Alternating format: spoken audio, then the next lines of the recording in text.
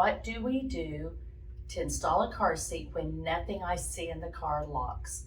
What do I mean by that? So we have an emergency locking retractor, and then we also have a sliding latch plate. Nothing locks. Now, how do I put on a locking clip?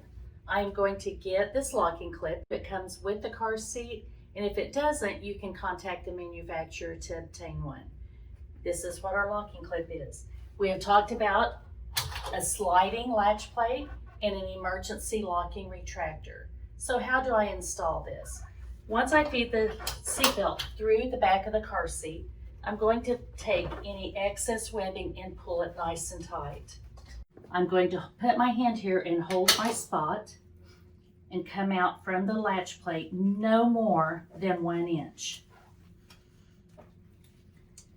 I'm going to feed this over, and when I'm done, if I look on this side, I can see the teeth on both sides. Okay? On this side, I see the bar. And as you can see, I'm less than 1 inch. I'm going to apply pressure in the seat and lock that car seat in.